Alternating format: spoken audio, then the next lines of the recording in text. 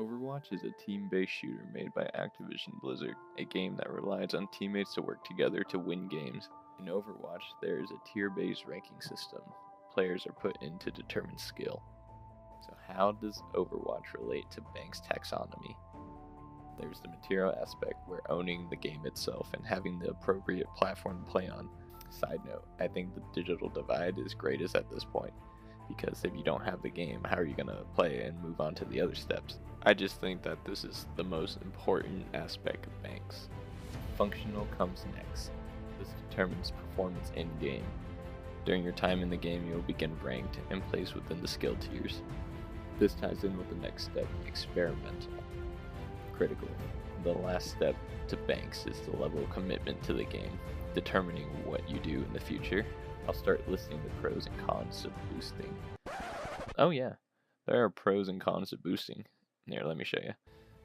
So, in the pro column, you get a shiny new rank for doing absolutely nothing but pay a ton of money. And yeah, that's pretty much it. I'm just gonna cross that off the list and put something else there, like a nice corgi meme.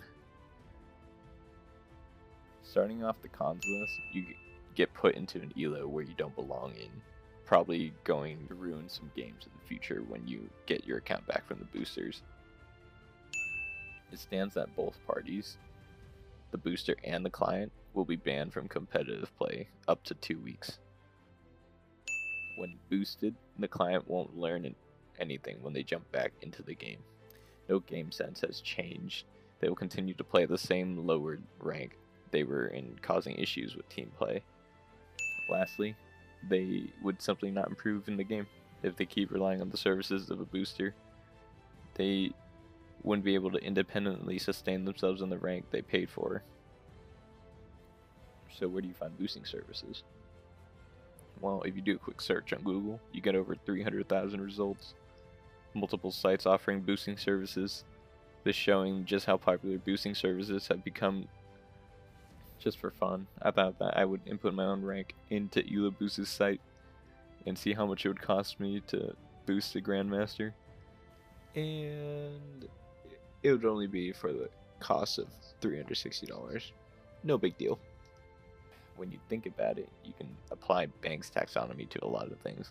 I just so happened to apply it to Overwatch's boosting controversy. Remember this? This is usually when people break and require the services of a booster, when a person doesn't feel confident in their ability as a player and seeks outside help. This is how they lose focus of Banks. After an exchange of a large amount of money, the booster gets access to the account and begins boosting the rank to whatever you paid for. Boosting services don't limit to just Overwatch. There are other popular multiplayer games like League of Legends. It's a really big one there. And Rainbow Six Siege. So story time. My old roommate, he actually bought a boosting service for $100. And then a coaching service later that night for $30 from this site. It has pretty much every boosting service for all the popular games nowadays. I'm no expert on boosting, but shouldn't you buy the coaching before you buy the boosting? You know, to avoid the repercussions in case you get caught. Hint, hint. So what's the main point of making this video? You could take this head on. This trying to show that video games fit the digital bill to the T nowadays.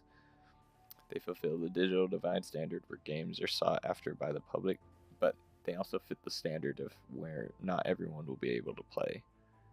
Games are becoming more and more inclusive today, including different nationalities, genders, and perspectives. But speaking of genders, I'll be rooting for Gregory in the next upcoming season of the Overwatch League. She's the first girl to play in OWL, so it's kind of cool to see a change in esports. I hope they don't go 0-40 again like last season.